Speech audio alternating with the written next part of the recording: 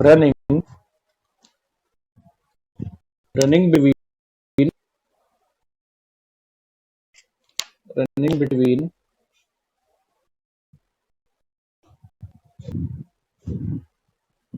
Delhi and Agra. Delhi और आगरा के बीच में ना आपके पास 10 बस है जो चलती है, ऐसा क्वेश्चन में बोला है। In how many ways, question क्या पूछा है उसने, in how many ways, in how many ways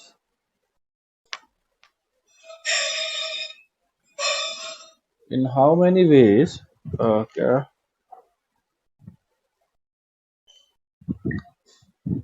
can a man go from Delhi to Agra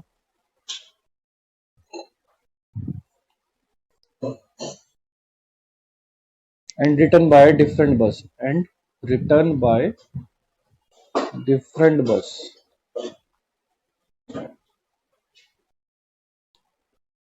तो ये हमसे देखो ऐसी प्रैक्टिकल प्रॉब्लम है हमारे पास 10 बस है दिल्ली से लेकर आगरा तक की।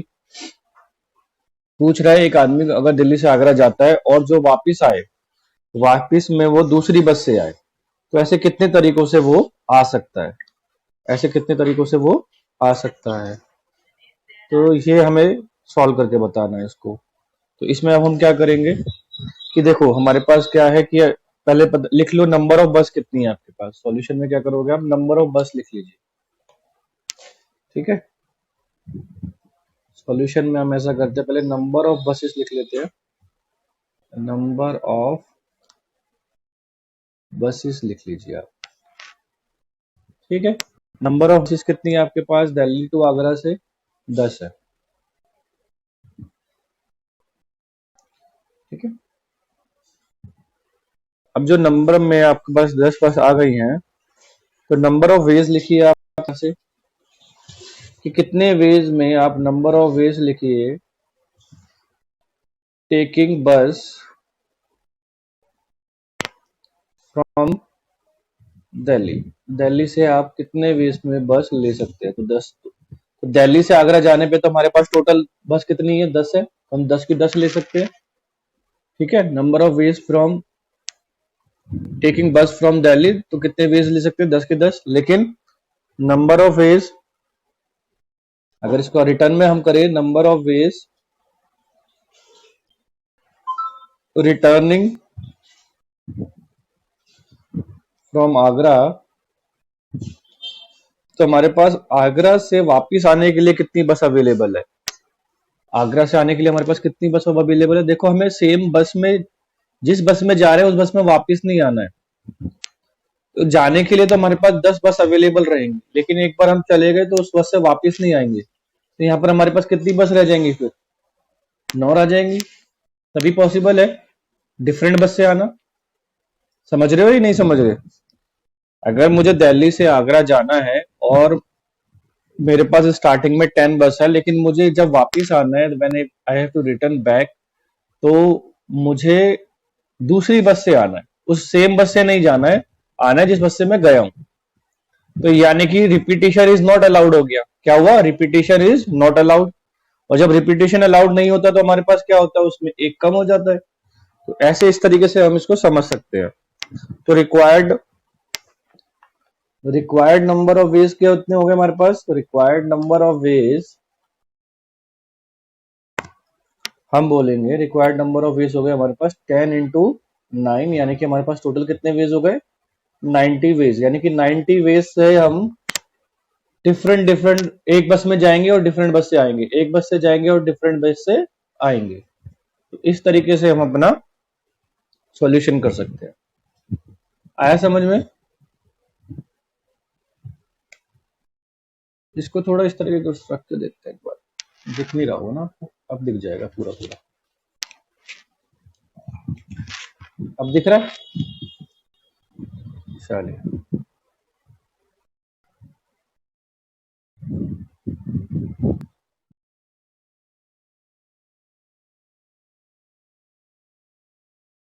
is can 4 people be seated in a row containing 6 seats। तो कैसे करेंगे इसको हम, तो देखो भाई, in how many ways can 4 people be seated in a row, और हमारे पास कंटेनिंग कितनी है, सीट कितनी है हमारे पास, 6 सीटें हैं। तो इस क्वेश्चन में हमें क्या करना है, हमें परमुटेशन का कितने वेज निकालने, कितने वेज से वो बैठ सकते हैं। ठीक है, तो सबसे पहले स्टार्टिंग में हम क्या करेंगे, इस क्वेश्चन में हम अपनी 6 सीट्स को बना देते हैं एक तरीके से। 1 2 3 4 5 6 सीट्स हमारे पास अवेलेबल है। ठीक है, ऐसा बना लेते हैं। Then number of ways first person seat, पहले आदमी के लिए तो कितनी नंबर ऑफ वेज, कितनी तरीके से बैठ सकता है वो, पूरे 6 के 6 तरीके से बैठ सकता है।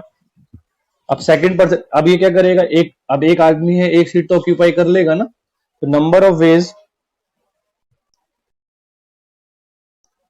ऑफ वेज सेकंड पर्सन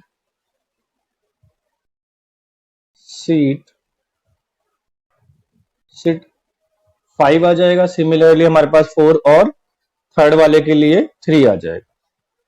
ठीक है ना, सिमिलरली हमारे पास क्या हो जाएगा, नंबर ऑफ वेज, क्या बोलेंगे हम, नंबर ऑफ वेज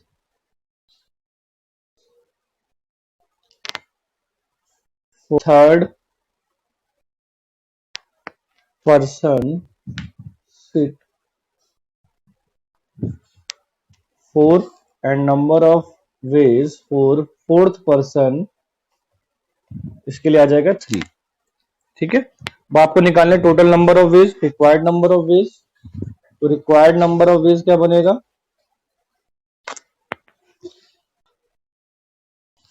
6 × 5 × 4 × 3, यानी कि यहाँ पे आपका 360 वेज से आप 4 पर्सन 6 सीट्स पर बैठ सकते हैं। ठीक है,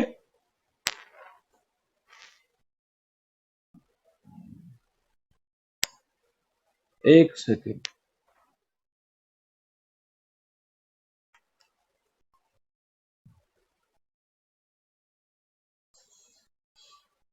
5 roots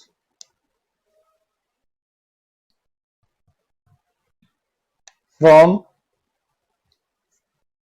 A to B and 3 routes from place B to place C, find how many different ways, find how many different routes, कर लीजिए, different routes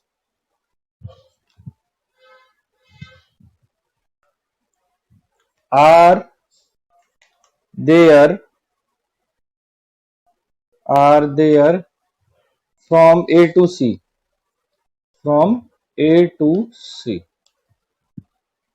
ठीक है, यानी कि क्या हुआ, हमारे पास एक ए प्लेस से लेकर बी प्लेस पे जाने पे 5 रूट अवेलेबल है, और 20 प्लेस से लेकर सी प्लेस पे जाने पे हमारे पास कितने रूट अवेलेबल है, 3 रूट अवेलेबल है। तो हमें ए से अगर सी पे डायरेक्ट जाना हो, ए से लेकर सी पर जाना हो, तो हमारे पास कितने रूट्स अवेलेबल होंगे, ये हमारा क्वेश्चन है। तो देखो यहां पर सॉल्यूशन में, भाई ए से बी जाना है, ए से आपको बी जाना है। ठीक है, इसके लिए आपके पास कितने रूट्स है, 5। बी से सी जाना है, उसके लिए आपके पास कितने रूट्स है, 3 मान लीजिए। अब आपको जाना है ए से सी पर, कहा जाना है, ए से सी पर जाना है वाया बी होते हुए, बी को बीच में नहीं छोड़ना है, बी से होने के बाद ही आप जाओगे। ठीक है, तो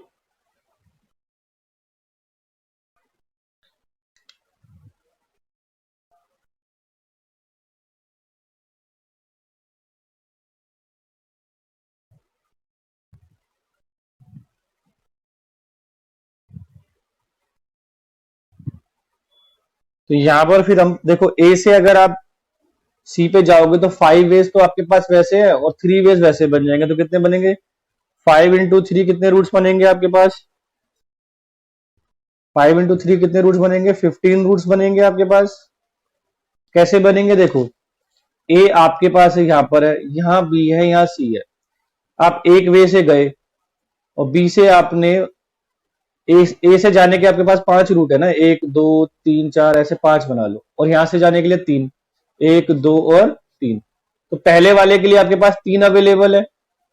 हर एक ऑप्शन के लिए आपके पास कितने रूट अवेलेबल है भाई? आप मान लो यहां से ए से बी पर इस रूट से गए हो, इस रूट से, और उसके बाद आप तीनों में से कोई सा भी रूट ले सकते हो, यानी कि पहले रूट के लिए मेरे पास कितने रूट्स अवेलेबल, कितने रूट बन रहे हैं? 3 रूट बन रहे हैं।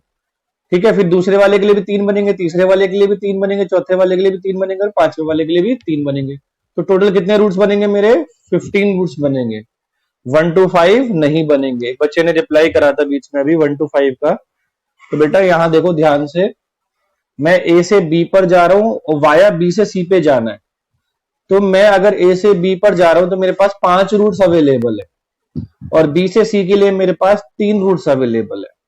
तो पहले अगर मैं ए से बी पर जा रहा हूं तो ये मेरा फर्स्ट रूट हो गया, और उस फर्स्ट रूट के लिए मेरे पास 3 रूट्स आगे और अवेलेबल है। मान लो मैं कार से जा रहा हूं या मैं एरोप्लेन से जा रहा हूं, या कार बस ट्रेन है, तो पहले एरोप्लेन से गया, फिर कार से चला जाऊं या बस से चला जाऊं या ट्रेन से, मेरी चॉइस है। इसके बाद अगर मैं दूसरा रूट लेता हूं तो उसके बाद भी मेरे पास 3 रूट है। ठीक है पूजा, अच्छा पूजा ने बताया था, तो इसलिए यहां पर हमारे जो बनेंगे 15 रूट्स बनेंगे। ठीक है, आई होप समझ में आ गया होगा आपको। है एमसीक्यू क्वेश्चन, ठीक है, इन एन एग्जामिनेशन, किसी एग्जाम में 4 एमसीक्यू क्वेश्चन आ गए, तो पूछ रहा है कितने सीक्वेंस बना सकते हो आप आंसर के, are possible if each question has 2 choice, हर क्वेश्चन में 2 चॉइस हो।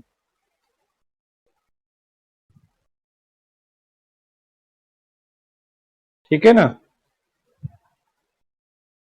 तो पहले मान लो आप पहला क्वेश्चन लेते हो, उसमें भी ए और बी चॉइस है। दूसरा लेते हैं हम, उसमें भी ए और बी चॉइस है। इस तरीके से दो दो चॉइस बता रखे हैं ना, ए और बी, और चौथे वाले में भी हमारे पास ए और बी चॉइस है। ठीक है,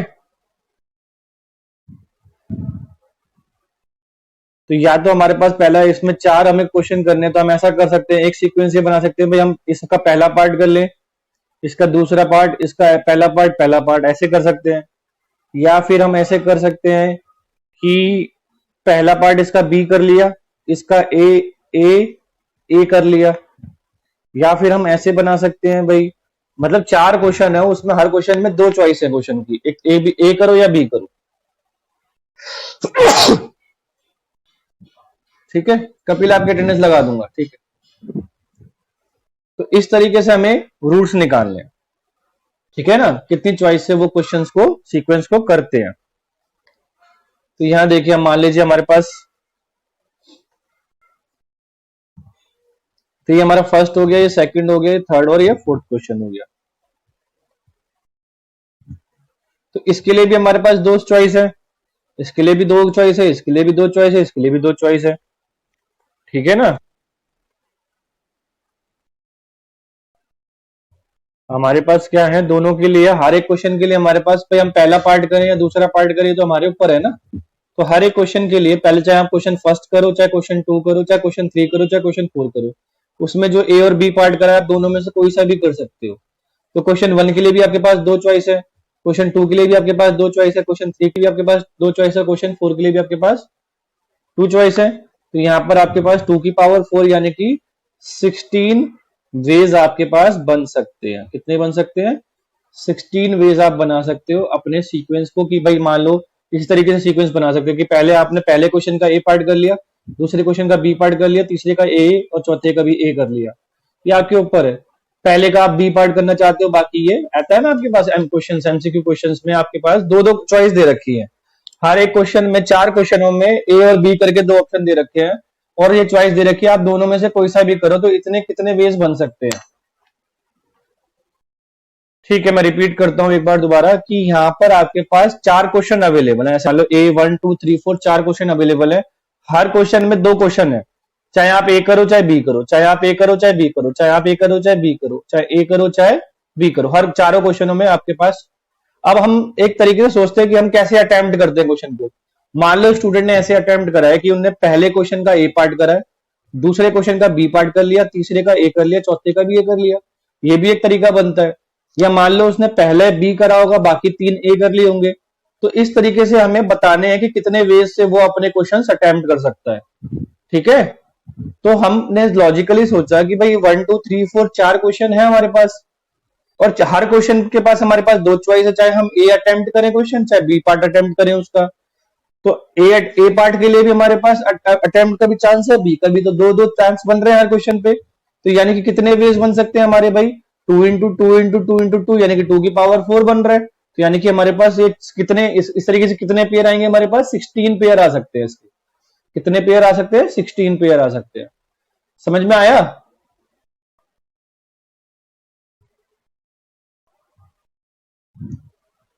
नहीं समझ में आया आपको? दोबारा समझाऊं? ठीक है, दोबारा समझते हैं एक बार। भाई एक क्वेश्चन है, जैसे एमसीक्यू क्वेश्चन है। अब उसमें एक दो क्वेश्चन में ए और बी टाइप बनाया हुआ है भाई। एक, या तो आप ए क्वेश्चन करो या बी क्वेश्चन करो। ठीक है, समझ में आ गया तो लिखो समझ में आ गया, यस सर। नहीं समझ में आ रहा कि ना, नहीं समझ में आया कि समझ में आया। अगर समझ आ गया तो बोल दो सर क्लियर है, अगर नहीं समझ में आया तो मैं दोबारा समझाता हूँ। मुझे यस सर का मतलब समझ में नहीं आ रहा कि आप किस रेफरेंस में यस सर बोल रहे हो। रिपीट करना है तो मैं रिपीट करके बता देता हूँ, वैसे इतना मुश्किल क्वेश्चन है नहीं है, बट अगर आप चाहते हो तो दोबारा समझा देता हूँ। बताइए भाई, क्लियर है ना? ठीक है पूजा, मैं वही बोलूंगी, इतना मुश्किल क्वेश्चन नहीं है जो बार बार समझाना पड़े। ठीक है, ठीक है, तो आप ये समझ सकते हो कि इसमें जो हमारे पास क्वेश्चंस आएंगे वो बेसिकली नहीं करिए, वो इसकी एनसीईआरटी करें। उसकी पीडीएफ या उसका जो लेक्चर है वो मुझे मैसेज कर दे तो मैं उन्हें सेंड कर दूंगा, जो हमने पहले एनसीईआरटी सॉल्व कर रखी है। एक्स्ट्रा क्वेश्चंस की होमवर्क मैं आपको भेज रहा हूं आज, ग्रुप के अंदर एक्स्ट्रा क्वेश्चंस का होमवर्क आ जाएगा, तो उसको भी आप सॉल्व करना। लेकिन पहले ही जिसने एनसीईआरटी नहीं करी है वो प्लीज पहले एनसीईआरटी करे। कंसेप्ट मैं समझा चुका हूं रिवीजन के वक्त। क्वेश्चंस डिफरेंट है, बिकॉज मैं चाहता हूं जिसने पहले एनसीईआरटी नहीं करी वो एनसीईआरटी एक बार कर ले। अगर कोई डाउट है तो वो मुझसे बोल देगा, मेरे पास यूट्यूब लेक्चर रखे, मैं उसको सेंड कर दूंगा, तो वो एनसीईआरटी के सॉल्यूशंस भी मेरी हेल्प से कर सकता है, और फिर वो इससे ये क्वेश्चन भी हो जाएंगे। ठीक है, कोई डाउट है इसमें तो बता देना। जो बच्चे पहले से ज्वाइन नहीं थे, जो दोबारा इस चैप्टर को देख रहे हैं, तो मैं उन्हें ये बात बता रहा हूँ कि ये जो क्वेश्चन है वो एनसीईआरटी का क्वेश्चन नहीं है, लेकिन कंसेप्ट बिल्कुल सेम है। कंसेप्ट आपका वही है, जो टॉपिक आपका सेम है, बस क्वेश्चंस डिफरेंट है। तो अगर आपको एनसीईआरटी क्वेश्चन